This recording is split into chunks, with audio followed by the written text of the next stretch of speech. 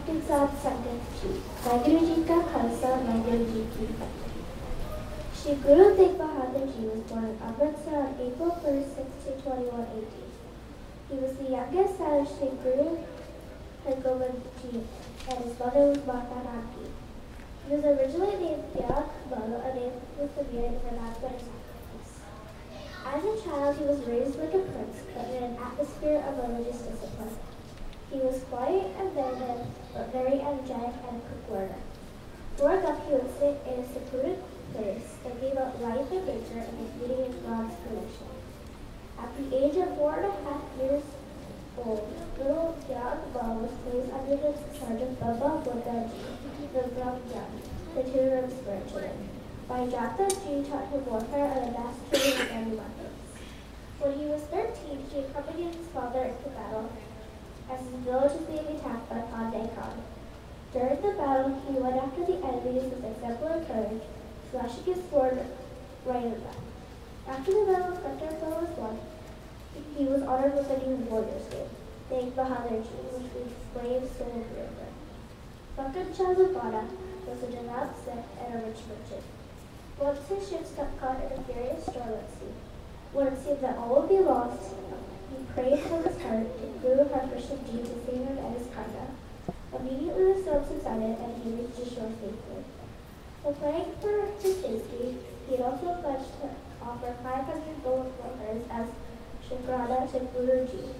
On reaching Delhi, he learned about Guru Hargobind's death and his parting words, Baba Bakale, meaning that the next Guru was to be found in the village of Bakala. In Bakala, he found something very strange. There were 22 Sodi descendants claiming to be the next Guru. He was confused but had faith that the true Guru will be revealed. He came up with a plan and offered 2 gold mahars to each. They were all pleased and everyone praised his own disguise. But no one asked for the promised Hemkunt, proving themselves to be Hemkuntis or impostors. Totally perplexed, he inquired about any other holy man in Bakala. Then he was informed about Tegh Bahadur, who lived in silence and meditation and had made no claims to Guruship. Again he offered 2 gold coins. Guru Tegh Bahadur opened his eyes and said, Funkan Shah, Guru does not need your money, but having pledged my country, why are you only offering 2? The mystery was unraveled. Wonderstruck by the glory of Guru Nanak, he felt prosper at his feet, at the feet of the eternal Jagdi Jyot, and then rushed to the top of the house and proclaimed to the world, Guru Radore, Guru Radore. From this Saki, I learned that the true Guru is very humble and aware of people's thoughts and prayers. We should stay away from Pakandi Gurus. From Bhajanta and Bhajna, we learned the true meaning of living in Sikh life. A perfect Sikh wakes up in the morning at Amrit Vela and does not suffer, can concentrate upon writing. Then he should do Kirtan Karna, which means that one should work and earn by the sweat of the brow and practice truthfulness and honesty in all dealings. Also, one to keep chastity means to share one's wealth with needy ones in the community. I learned from the courtesy of my Pablo that one should adopt Sikh thought completely and not punish one coming to the fallacy. I understood that Guruji accepts whatever a Sikh has to offer with full love and devotion, no matter how big or small the donation is. Once we understand this, we can nourish the key from a seed to a large tree. I learned from the Saki of selfish Brahmins at Gaya that one should respect their elders and take care of them while they are alive. Guruji gave Khandan of Pindan or donation to dead ancestors, which only satisfies the greed of the Brahmins. The Naam of one Guru is the only food for the soul, and only one Guru's name is to be recited. Kaho Nanak Bajram Nam Nitya Hod Udar. One should give strength in God's true name to save himself from Janambaran.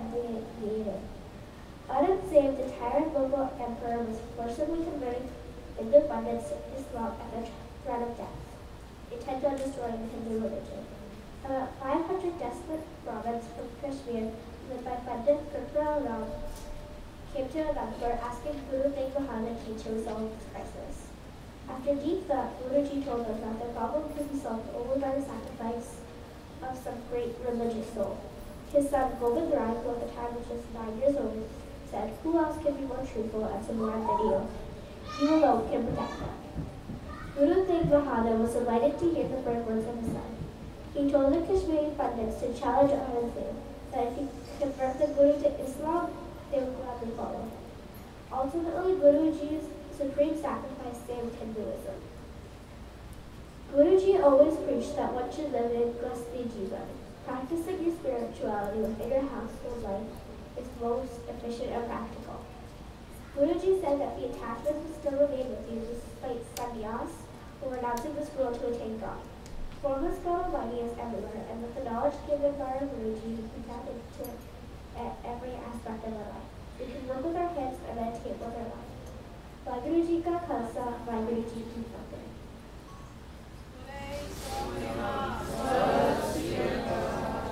The next participant is Anup Singh.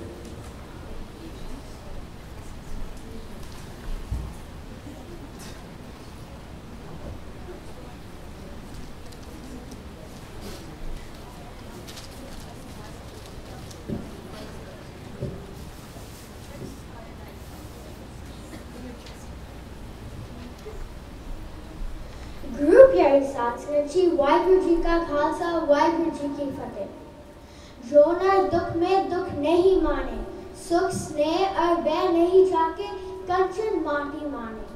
Such was Guru Tegh Bahadur's persona. In his early years, he learned religious scriptures from Bhai Gurdas, weapon training from Bhai Jeta, and honest Sikh living from Baba Buddha.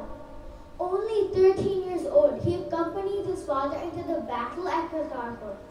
At such a tender age, he declined his mother's request to come out of the battle and rest, as he deemed it inappropriate. During the battle, he fought courageously, slashing his sword left and right. After the battle was won, Guru Har Gobind honored his son with a new warrior's name, Tegh Bahadur, instead of his birth name Tyagnath. Tegh meaning wielder of the sword and Bahadur meaning brave. Makhan Shah Ladwana was a wealthy trader.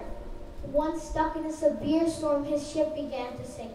He desperately prayed to Guru Nanak to save his ship and offered 500 gold coins as titi. His prayers were granted and his ship reached the shore safely. When Makhan Shah visited Bakala to fulfill his sukna, he was surprised to find 22 self-proclaimed gurus. He thought of a plan to reveal the true guru.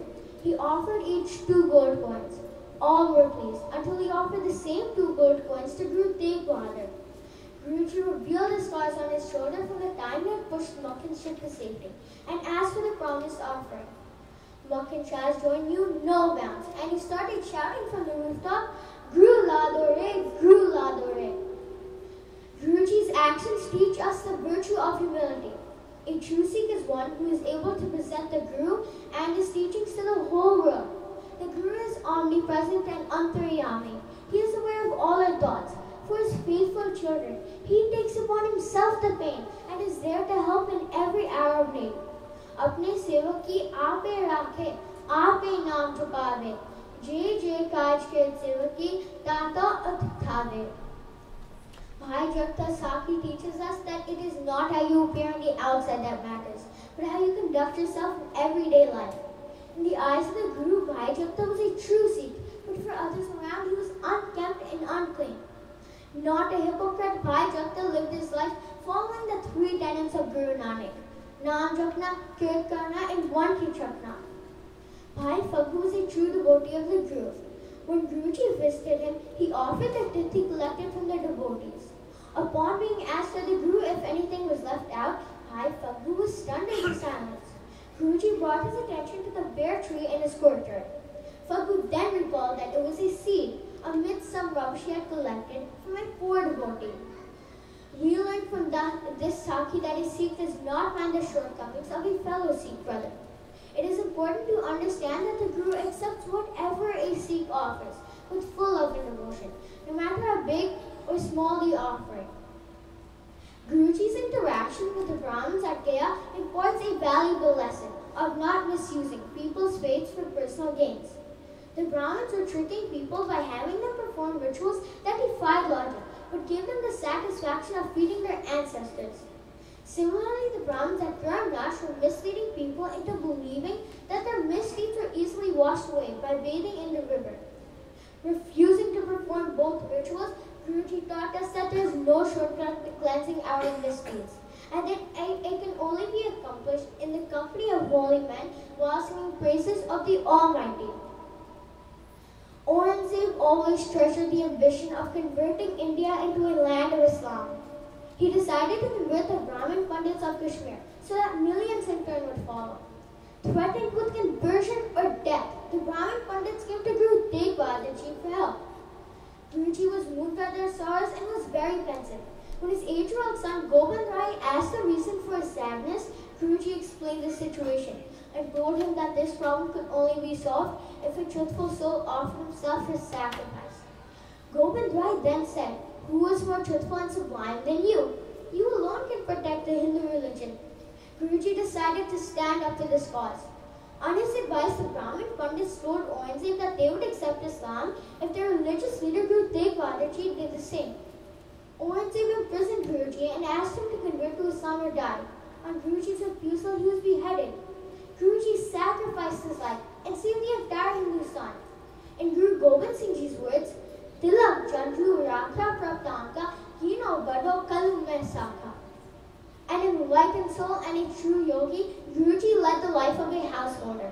In Agra, Guruji asked a woman's husband who had decided to become an ascetic, "Who will take care of your children after you leave?" Guruji explained to him that even after renouncing the world, hunger will remain with you. Therefore, you would still be attached. The way to find God is not to leave home, but to take care of one's responsibilities. Guruji said that a true Sikh should earn an honest living, share those with the needy while remembering the Supreme Lord. Truthful living is Naam, Daan and Islam. Guruji preached to the Pandits of Benares that it is not just reading of the Holy Scriptures that is important. Understanding them and molding your life accordingly is a true way of living. Ved Puran, Pare ka kya gun, Khar chandan jas para, Ram naam ki tak nahi jani, kaise utras para. Vaheguru Ji ka Khalsa, Vaheguru Ji ki Fateh.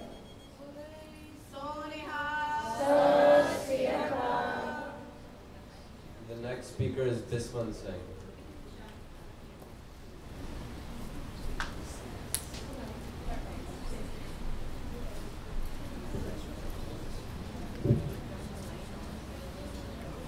Respected judges and Sadhu Ji, Vaheguru Ji ka Khalsa, Vaheguru Ji ki Fateh. Guru Tegh Bahadur was born on April 1st, 1621 AD at Amritsar. His father was Guru Har Gobind and his mother was Maniki. He was named Tyag Mal. When he was only 13, he joined the battle with his father at Kartarpur and the village Pilahi at Fagbana. He showed bravery in the battlefield. Guru Har Gobind was pleased and called him and said, "Son, from this day your name is Tegh Bahadur." The 8th Guru Har Krishna announced the next Guru is at Baba Bakala. Makhan Shah Bana was a trader who came to Baba Bakala and put 2 coins in front of so many sodis. These people were pretending that they were the Guru. Makhan Shah found Tegh Bahadur and put 2 coins in front of him. "You owe me 5 coins. Guru showed the blue shoulder and said, "When your ship is sinking, listening to your prayer, I saved the ship on my shoulder." So Makhan Shah Bana ran to the roof and shouted, "Guru la do re! Guru la do re!" Guru Tegh Bahadur reached Patna in May 1666 AD. There lived a Sikh named Bhai Jagta. He ran a sweet shop there. His overall always looked greasy. People thought that he never took a shower and never washed overalls. Why is Guru staying with him? Guru told the people, "Stay one night with him and see what a good Sikh he is." He used to get up early in the morning, taking shower and recitation of Gurbani. He learned from Bhai Jagta's life that we should try to be a true Sikh. Jagta served the poor, attended the company of holy men, and performed worship. Tegh Bahadur reached Gira and set his camp at Damini Ghat. The Brahmins came to the Guru with a sacred thread to wear. The Guru refused and said, "The cotton thread will not give you the salvation." Then they asked to perform the pin. The pin is an old rite prevalent in Hindu in which the ball of barley flour are made, and after the ritual into the river by the Brahmins. Guru refused and asked them why they are doing this. The Brahmins said that we need to perform tricks to earn a living. We learn from the selfish Brahmin stories that we should not live material things. We should only recite Vaheguru's name in order to reach God. Guru Tegh Bahadur reached the slum city where the Guru Sikh was living. His name was Phaggu. He made a big house and big gates for the Guru used horses to enter. He was waiting for the Guru and the Sadh Sangat to come into the big house. That day came. The Guru entered the courtyard of his house, riding through the big gate to fulfill the desire of the Sikh. Devotees started to gather in the big courtyard. Phaggu was overjoyed to see the Guru. Phaggu offered the daswant and other presents brought by the devotees. In these presents there was also a bear tree that Phaggu grown in his courtyard for the Guru. The seed of the bear tree was found in the garbage donated by a woman. We learned that we should act like Phaggu, who nourished Sikhism from a seed to a big tree with devotion. In 1674 AD, Aurangzeb started from Kashmir to make India under one religion, as the majority of Kashmirs were Brahmins. He ordered the Hindus to convert to Islam. The Brahmin went with Gurudwara and reached Anandpur. They met Tegh Bahadur. To dispel the Brahmins' fears and make them brave, great leadership is required. The Guru told the Pandit, "Go and tell the governor that Guru Tegh Bahadur is our religious leader. If you convert him to Islam, all of us will follow him and become Muslims." In Agra, the Guru was approached by one woman who told him that her husband wants to become a yogi and abandon his family. And the Guru told the husband that your hunger will remain with you even if you renounce this world. To satisfy your hunger, you will not get the householders and beg for your food. The way to find God is not to leave your family at home.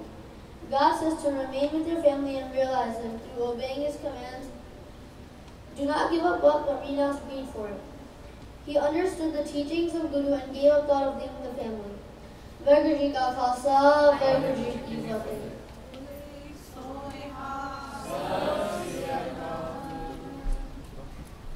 This concludes group 2. Now we will move on to the third group. The questions for the third group are as follows. Question number 1. Describe the achievements and successes of Nawab Kapoor Singh. How was he bestowed with this title? Question 2. Describe the difficulties of Jassa Singh Ramgarhia. Was he successful in his mission at the end? Question 3. Who was Hari Singh Nalwa? Describe his achievements as a warrior and able administrator. Question 4. Describe Akali Phula Singh as a highly respected spiritual leader and a great warrior. And question 5. How did the Sikhs survive the raids of Abdali? Describe the achievements of Baghel Singh.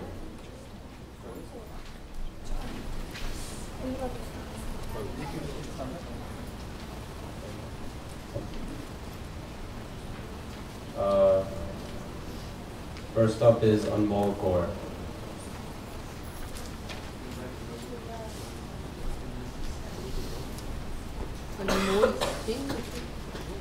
अनमोल सिंह लिखा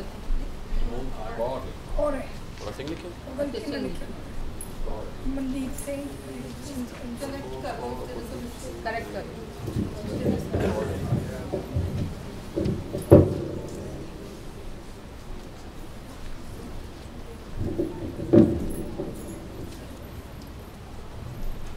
Guru Rupi Sad Sangat Ji, Vaheguru Ji Ka Khalsa, Vaheguru Ji Ki Fateh.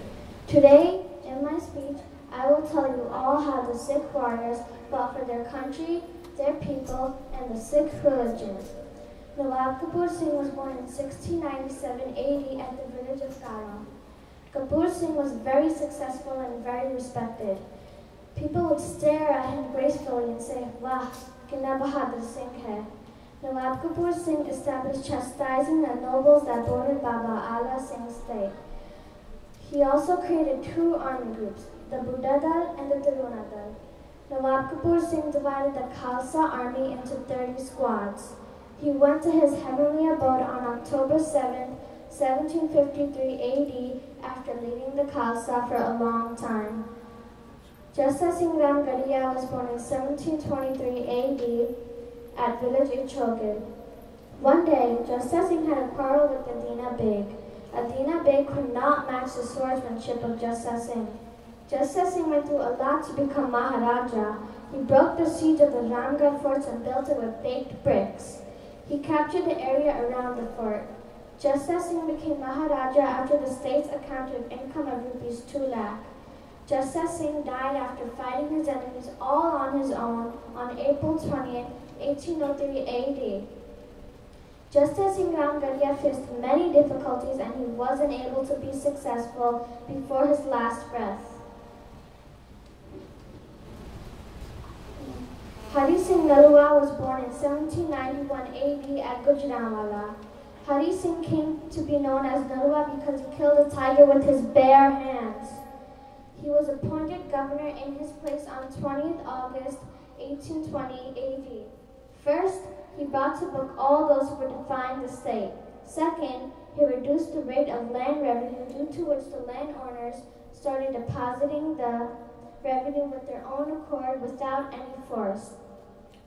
Third, he abolished forced labor, which the farmers had to do for government officials at the cost of loss to their own crops.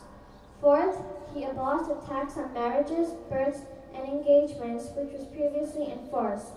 Fifth, he gave financial assistance to increase production of saffron and fine wool. Sixth, he standardized weights and measures. Seventh, he abolished the law by which none except the Muslims could wear shoes or turbans. These reforms brought peace to Kashmir and there was an increase in income. Akalifullah Singh was born in 1761 AD at village Chihan. Akalifullah Singh had a meeting with Maharaja Ranjit Singh. After that day's meeting, Akalifullah Singh started taking a leading role in every campaign of the Khalsa with his squad. Diwan Moti Ram came to Anandpur with an army in October 1814 AD and he ordered the army to surround Akalifullah Singh. The army laid their arms on the ground and said, "Asi Akalifullah Singh varge Mahapurkh nu nahi vangar sakte." Forces of Raja Jaswant Singh of Naba and Maler Kotla were sent after that. They also refused to besiege Akalifullah Singh.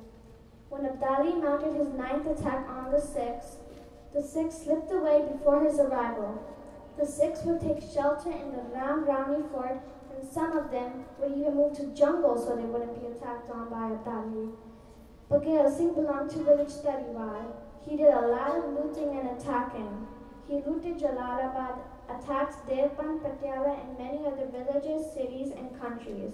Bagheera Singh was rewarded with an elephant, a gold chain, and 5 horses for getting work of Gurudwaras. Sura so pehchaniye jo lare deen ke hai, purja purja kat mare, khabbu na chhode khet. Vaheguru Ji ka Khalsa, Vaheguru Ji ki Fateh.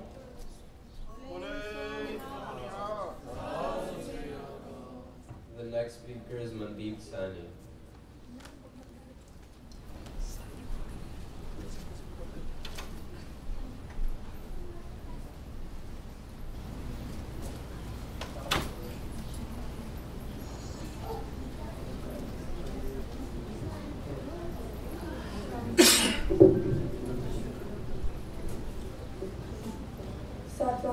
Vaheguru Ji ka Khalsa, Vaheguru Ji ki Fateh.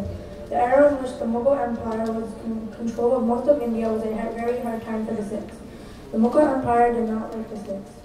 The Empire sent out army patrols to kill any Sikh found. This resorted the Sikhs to retreat in jungles, mountains, and caves. They were forced to live in secrecy. Nawab Kapoor Singh is considered one of the most crucial figures in Sikh history.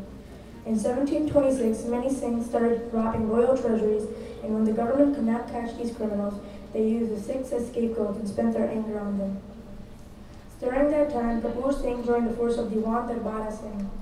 Soon enough, he had become famous among the Khalsa program of getting control of government treasuries, and with that, he gained much respect from all the Sikhs. After he got the name Nawab, he gathered all the Sikhs who spent their days in hiding, and with them, he organized the Khalsas into 2 dals. The first dal was the Buddha dal, which was made up of men about 40 years old, who were needed to upkeep the Gurdwaras and preach Sikhism, while helping the other dals in times of need. The second dal was the Taruna dal, which was made up of Sikhs below 40 years old, and they had to help the poor and fight any enemy that threatened the establishment of the Khalsa. After being given the estate, Singh stopped their rebellions against the government and started chucking Amrit to themselves. Kapoor Singh received his title as Nawab after the Mughal government decided in 1733 to revoke all measures against the Sikhs. After a Sarbat Khalsa, all the Sikhs decided to accept the offer and without doubt made Kapoor Singh the leader, given him his title as Nawab, which means someone with a highly respectable title. Jassa Singh Ramgarhia was a Sikh leader during the period of the Sikh Confederacy. He was the commander of the Ramgarhia Sikh cavalry Nizam. The challenges he faced was when Mir Manu tried to siege the Sikhs and they had took shelter in the Ramrani fort and the rest had moved to jungles. When he sent a message to lift the siege, Abdali had mounted a second attack upon them. In the end, he was successful because Mir Manu had lifted the siege and made peace with the Khalsa. Hari Singh Nalwa was commander-in-chief of the Khalsa, the army of the Sikh Empire. At age 14, his mother sent him to Ranjit Singh's court to resolve a property dispute, and when Ranjit Singh had asked him about his background, he demonstrated his skill as a horseman and musketeer, and was given a position at the court as a personal attendant. Nalwa possessed the resources and the artillery of the British. He defeated the Afghans and annexed a segment of what was the kingdom of Kabul. In Peshawar, he rebuilt the Bala Nisar fort in Ranjit Singh's name to show his gratitude and respect. Nalwa was the perfect example of the Sikh Singh soldier and was a strategic genius. Akali Phula Singh was a Sikh general and was a highly respected individual throughout the Khalsa. He was respected as a spiritual leader. He learned Gurbani from his mother at a young age. After his mother's death and the Guru's word in his mind, he gave away his home to the poor and joined the Shahadan Nizam. Later in 1800, he relocated in Amritsar. There had been bad customs going around in Gurudwaras in Amritsar, but Akali took the liberty to fix it himself. Also, when Mai Sukhan refused to hand over the Zamagan to Maharaja Ranjit Singh, the Maharaja and his army attacked Amritsar. There, Akali Phula Singh and Jodh Singh Ramgarhia meditated peace among both armies. Akali was also respected as a great warrior. At a young age, Akali learned horsemanship and the use of weapons from Chief Naren Singh. After his death, Akali became the new chief. Akali won many battles, such as the victory of Kasud in 1807. The Maharaja was so pleased with his bravery that he increased the estate of the Akalis. Also, in 1814, Prince Partap Singh came to Anandpur because he was having troubles with the British government. The British government came to know this and told Akali to send him back. Akali denied this request. For this refusal, Diwan Moti Ram and his army surrounded Akali Phula Singh. The army put their guns on the ground and said, "We cannot challenge a great man like Akali Phula Singh." Forces of Raja Jaswant Singh were sent after that, and they even denied to besiege Akali Phula Singh. They respected him so much that they refused their orders. Abdali attempted 9 times to take control of India. Abdali launched his first attack in 1747. While the government was fighting a war with Abdali, Sikhs won and liberated Amritsar. Then they started to occupy their home. The second time, Abdali attempted another raid on India and was successful by defeating the government, but was promised to be paid a certain amount of money to be spared. In 1751, Abdali attacked India once again. Mir Manu needed the Singh's help, and so he asked him to aid his needs in the battle. During the battle, the Khalsa army retreated because of cannon fire from the Lahore artillery. Mir Manu was defeated and was furious. He took away the Sikhs' estate and again sent patrols to wipe out all the Sikhs. After Mir Manu did this, the Sikhs went back into hiding. During the fourth raid on India, Abdali had over thousands of slaves and millions of rupees. After the Sikhs heard of this, they looted him and freed all the prisoners. The same situation occurred during the fifth raid. In 1761, the Sikhs occupied Lahore. When Abdali found out about this, he reached Lahore for his sixth raid. The Sikhs had many deaths on their side and were removed from their home.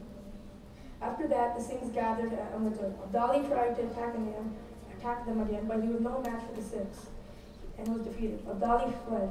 Abdali mounted his final attack on 1766. He sent a message to the leaders of the Khalsa, but they refused to reply. After getting a rejection from the Khalsa, he was requested to back out, and so he did. Bagheera Singh was appointed to command after the last commander was killed. Bagheera Singh achieved many things during his time of command. In 1773, Hassan Khan kidnapped Bagheera Singh's daughter by force, so he attacked Jalalabad. He killed Hassan Khan and got his daughter back. Also, in 1775, Bagheera Singh took Tara Singh and Rai Singh Bandi, crossed the river of Yamuna, and attacked Devband. They successfully captured the garrison of the commander and burned them alive for his cruel ways. The Sikhs encountered many problems toward their fight for freedom and equality. They were attacked, killed, and tortured. The brave people who tried to make our lives as the Sikhs better will never be forgotten. Waheguru Ji Ka Khalsa.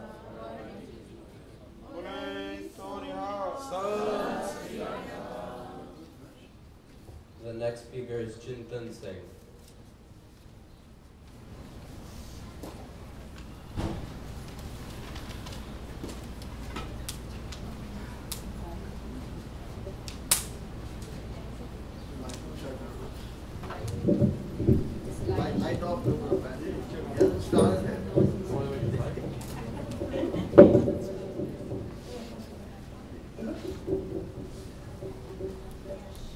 Waheguru Ji Ka Khalsa, Waheguru Ji Ki Fateh.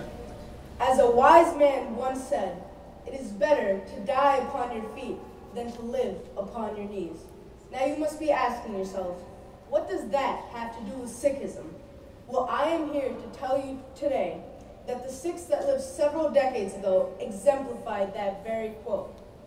At that time, being a Sikh was like signing your own death warrant.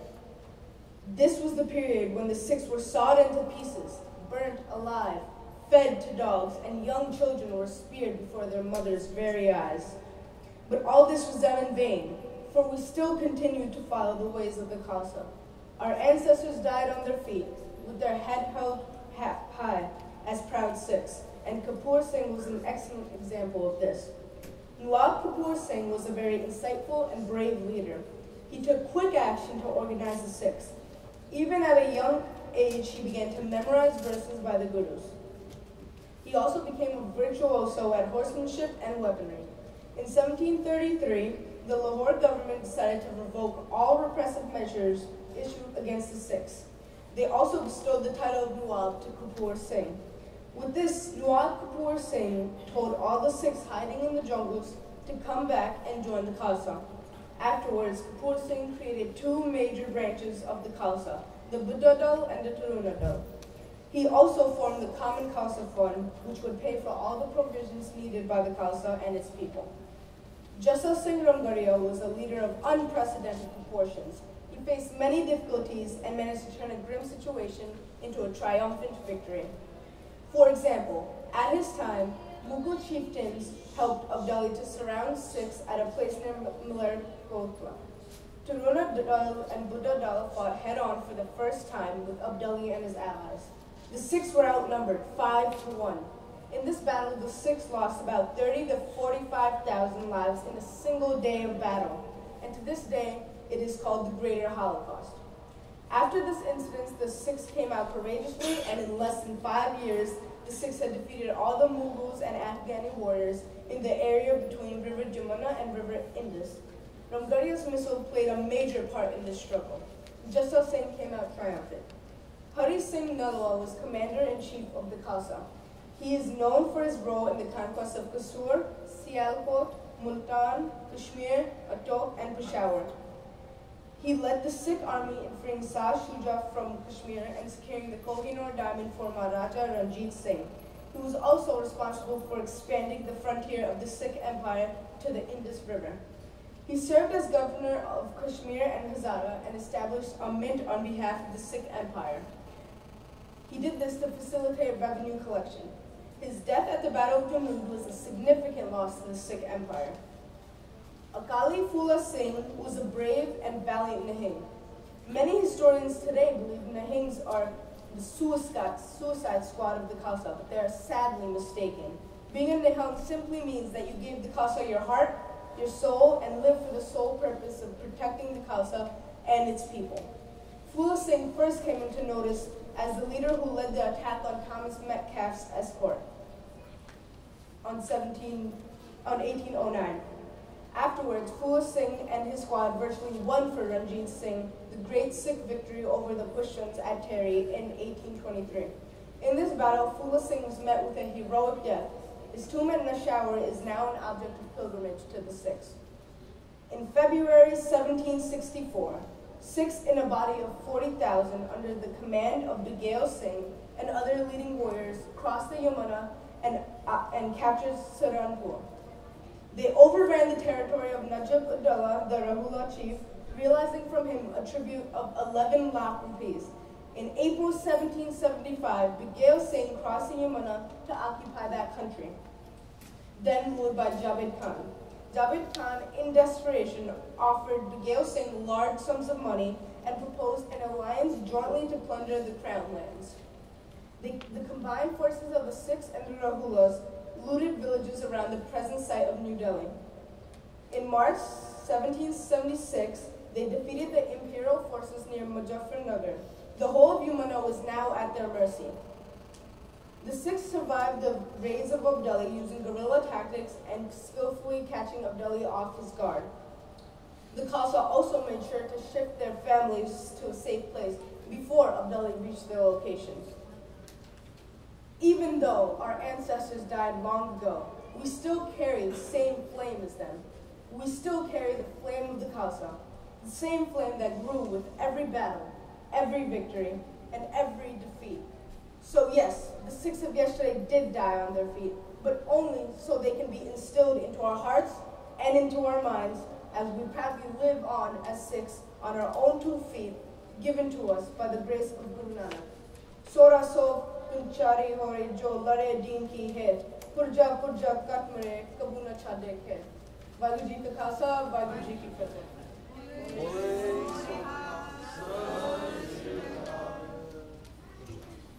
That concludes group number 3. Now we will move on to the 4th group. The questions for the 4th group are as follows. Question 1. Banda Singh was one of the most remarkable men that India has produced in the 18th century. Discuss his extraordinary achievements in such a short period of time. Question 2. The secret of his success lay in his indomitable courage and unsurpassed bravery of the Sikhs, which made up for the scantiness of his resources. Discuss his struggle and successes during the period. Question 3. How did Guru Gobind Singh Ji inspire Banda Singh to give up the ascetic life and fight the injustices and the suppression of the Sikhs in Punjab? Question 4. The Sikhs felt distressed and hurt by the cold-blooded murder of the young Sahibzadas. Describe the Battle of Sirhind and face-to-face fight of Baj Singh with Wazir Khan and the final victory. And question 5. Discuss the main features of Banda Singh's administration. What does the wording indicate on the coins? We will begin with Omkar Singh.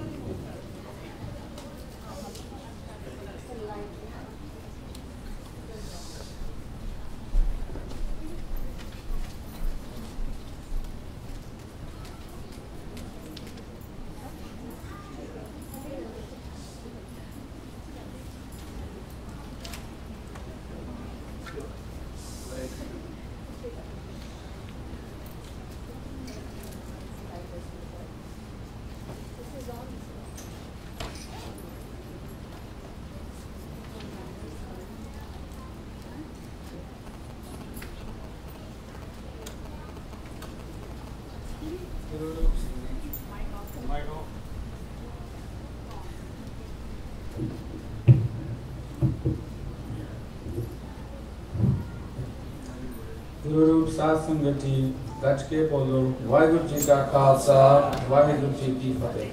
Today I'll be talking about the great saint Banda Singh Bahadur. That before he was named Banda Singh Bahadur, he was born with the name Lakshman Dev on 27th of October 1670 in Western Kashmir. He was very active and full of energy.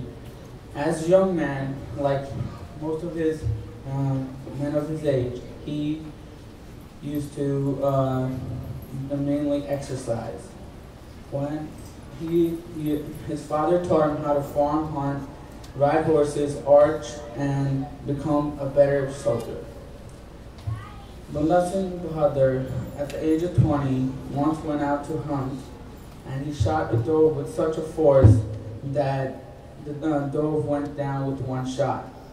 Seeing that he had shot the dove, he goes over and sees that the dove is down and looks and sees that there is two babies that had just taken birth and died before his very own eyes. He looks, and from that point on, hunting was very distasteful for him. From that point, he leaves his house because it wasn't very attractive to him. From then, he was named Madhudas Baraki, practicing the life of a sadhu and learning how to do tantra mantra. He used to bother everybody that used to come in his area with tantra mantra and had very high amount of ego in him. One day, Guruji heard about this and he decided to go and see this man. He goes and sits on his bed where he wasn't present at that time. So after he sits there, Banda Singh hears about what is happening. He goes and sees who dares to sit on his bed, tries to do tantra mantra, and all of his other magics try to flip the bed and get Guruji off the bed. But although he does fail, Guruji asks, "Who are you?" Guruji was standing and Bandaji fell into his feet. Guruji asks, "Who are you?" In response, he said, "You're Banda," or slave of the Guru. Guruji encourages him to give up his present life of a Baragi and complete the duty of a real Rajput. Guruji gives him Amrit, and Banda Singh Bahadur was appointed five sins that would help him to fight with the army forces of Sarhand. Guruji said it is important for us to punish the Sarhand people for killing my two young sons by stacking them into a wall of brick because they refused to accept Islam, and my other two older sons that died in a war, that were shaheed in the war, and his mother that also died with thousands of other Sikhs and Hindus.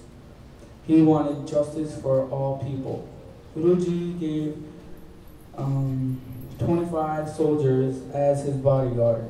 Guruji gave Banda Singh Bahadur his own sword, his Greek bow, and 5 of his arrows. The Battle of Chakunjari, that was 12 miles from Sarhand, was an important battle. That battle, Banda Singh Bahadur fought with bravery and courage, even though they were outnumbered. Looking at Wazir Khan's force with 6,000 horsemen, 8 to 10,000 musketeers and archers, and with war elephants, he did not fear to step on the battlefield. The number of Wazir Khan was rushed upon Banda Singh Bahadur, who struck so fast and so hard that the ground shook. The battle was bloody, but Banda Singh Bahadur and the Sikh leaders now were courage. Wazir Khan throws a spear at Baj Singh. Baj Singh discharges it and throws the same spear back that hits him. Wazir, at the end after killing Wazir Khan, they cut off his head, stick it in a spear, and lifted high to show the victory that they had won. Then, after seeing that Wazir Khan's head was up in the sky, and the Sarhand troops took alert, trampled and disappeared with such fear not to look back. Banda Singh Bahadur issued a coin with the name of Guru Nanak and Guru Gobind Singh and declared establishment of a Sikh state. That today, After his marriage, he had a son. Living in the jungle, he was caught by the Muslims.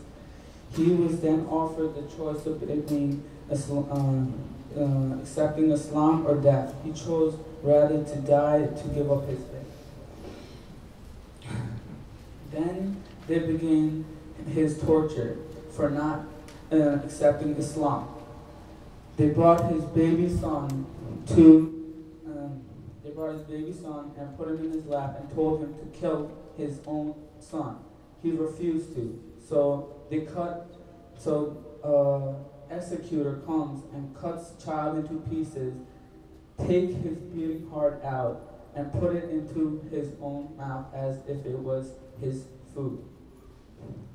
Banda Singh Bahadur stood there calmly, not moving, like a statue. He was completely, the executioner then horribly took out his right eye and then his left. The hand and feet were cut off, and he was tore with the pitcher, with a hot pitcher. Finally, his head was chopped off. We still remember Banda Singh Bahadur and talk about his great bravery, and still read and talk and read about him. He was a great Sikh saint warrior.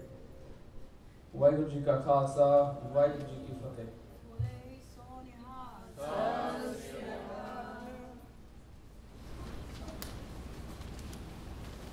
The next speaker is Kamaljeet Singh.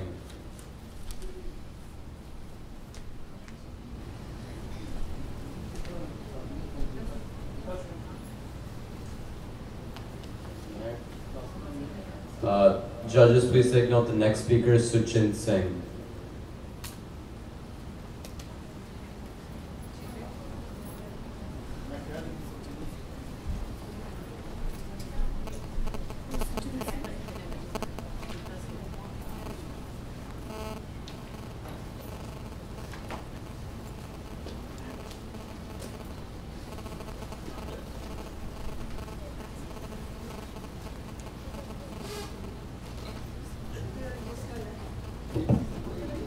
Guru Pyari Sahib Sangat Ji and respected judges, Vaheguru Ji Ka Khalsa, Vaheguru Ji Ki Fateh.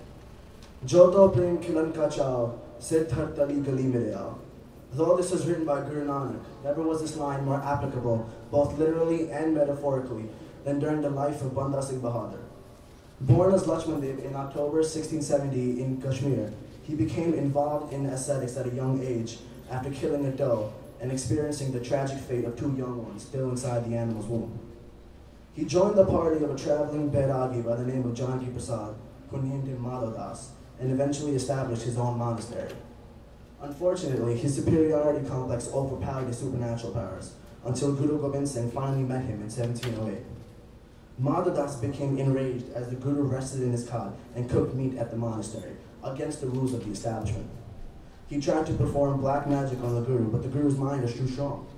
Madhav Das eventually gave up and fell at the feet of the Guru, saying, "I am your man, I am your slave, I am your Banda." He became a full-fledged member of the Khalsa Brotherhood and went on to become one of the best army generals in Sikh history. Banda Singh was one of the most remarkable men that India had produced in the 18th century. But why was he so remarkable? Just look at his history. He became a yogi at 15. He established a monastery at 21. He became an associate of Guru Gobind Singh, one of the most important religious leaders at the time, and when an assassin attempted to kill the Guru himself entrusted the military command of his people to Banda Singh, attaining the name Bahadur, meaning brave in the process. I'm not trying to draw any controversial parallels, but imagine popular Hindu yogi Baba Ramdev heading an army of thousands and thousands of men. No one can envision a spiritual leader to pick up a sword, but this is the exact story of Banda Singh Bahadur. During his time with the Guru learned the history of the Sikhs and about the cold-blooded murder of the younger Sahizadas. He made it his goal to punish Vizier Khan, the governor of Sindh, who killed two of the Guru's sons by suffocating them inside a brick enclosure. Since both Hindus and Sikhs revered Banda Singh Bahadur to be a leader of the nationalist movement, people joined from all over. But the Sikhs' swords and arrows were no match for the Mughals' guns and cannons. Eventually, his raids against the transgressions of the ill-minded proved the fact that he was truly part of God's army, and worldly statistics did not affect his cause. His courage and bravery is what led to so much success that the Sikhs marched on from Nanded to Punjab and fought valiantly in Sirhind. During his campaign, Banda Singh and his army had nothing to eat but what nature provided them, resorting to leaves and bark so they wouldn't starve. If you also look for further proof of Banda Singh's success, look in this very room.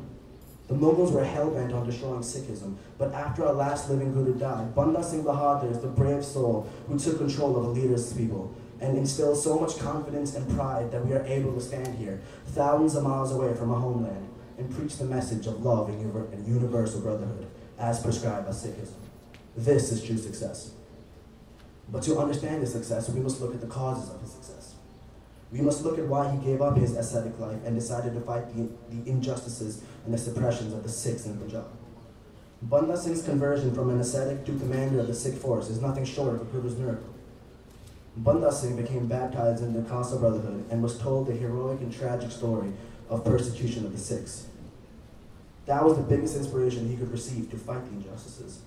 Knowledge is power, and this knowledge empowered him to go to Sirhind and punish Wazir Khan for the murder of the young Sahibzadas. That was the main justification for the Sikhs, as thousands of Sikhs from all over the region joined forces to capture the city of Sirhind. Fought mainly in Chakparjiri in May 1710, the Battle of Sirhind proceeded after Wazir Khan declared jihad, or holy war, on Banda Singh and his forces. When fought, Bad Singh was put in charge of the right wing of Banda Singh Bahadur's army. In this battle, Bad Singh faced the chief secretary of the Nawab, while Banda Singh faced Nawab Wazir Khan himself. Bad Singh fought with such valor and ferocity that the forces he opposed disappeared into the battlefield. Bad Singh then joined Banda Singh as they surrounded Wazir Khan. Bad Singh rushed toward Wazir Khan as the Nawab threw a spear at Singh. He then caught hold of the same spear and flung it back at Wazir Khan. It struck the forehead of Wazir Khan's horse as the Nawab fell off. At this point, Wazir Khan shot an arrow which struck Bad Singh's arm and then rushed at Singh with the sword, but seeing Bad Singh under attack, Fateh Singh struck his sword with such force that it cut Wazir Khan from shoulder to waist. Such valor, courage, and skillful wielding of arms by Sikh warriors such as Bad Singh and Fateh Singh won the Battle of Sirhind for the Sikhs. After this victory, the city of Sirhind was in the hands of the Sikhs.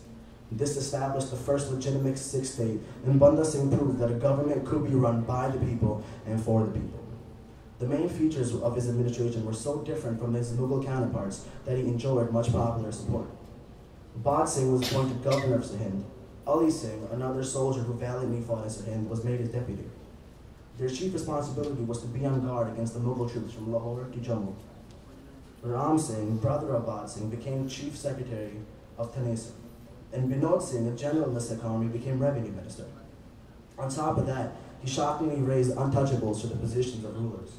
He abolished the crippling feudalistic system and finally gave control of the land to the people who actually cultivated it. After all of that, when most rulers strike coins in their own names, he struck his coins and named the Guru. The coins had the inscription in Persian saying, "The coin is struck in the two worlds, by the grace of the true Lord. Victory to Gobind Singh, the King of Kings, the sword of Nanak is the grantor of desires." The other side saying, "Coined at the model city, the refuge of the world, the ornament of the fortunate throne." The official seal of the state bore the words Deg Deg Fateh, meaning charity, sword, victory, indicating that true victory is in charity to the poor and in using a sword to protect those who cannot protect themselves. This was the essence of his rule. In just 56 years of his life before being visually executed, he earned his right to be called one of the most remarkable men India had ever produced.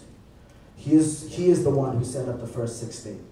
He is the one who was known as the protector of freedom and morality after Guru Gobind Singh died. He is the one who gave Sikhs a new life in a brave new world, and he paid the ultimate price in the end by being heartlessly tortured and executed by the Mughals. As Banda Singh Bahadur is remembered today as an army general, conqueror, and ruler, he is equally remembered for his sacrifice. He gave his life for the beliefs, for the love of the Guru, giving credit to the line, "Joto prem khilan ka chao, siddhar tali gali mere aao." Varg ji ka khalsa, Varg ji ki fateh. Sat Sri Akal. This concludes the Zonal Symposium. I would like to thank all the participants and judges who took out the time to take part in this competition. Kamaljeet Singh. We will be announcing the winners shortly after the scores are calculated. Prizes will be given to all the participants. Thank you once again. Waheguru Ji Ka Khalsa, Waheguru Ji Ki Fateh.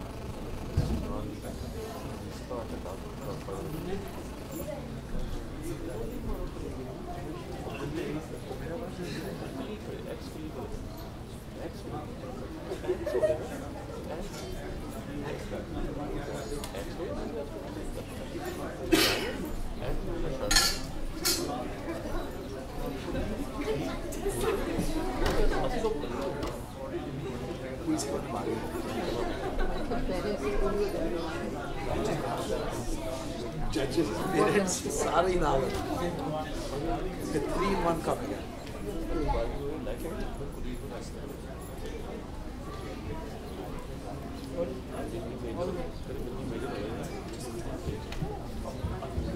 जो भी है end of the day, हमें जितना पावे हारे एक चीज से competition में तो तभी भी लाइन सीखी है और बड़ी जरूरी है डबल कौन सा होगा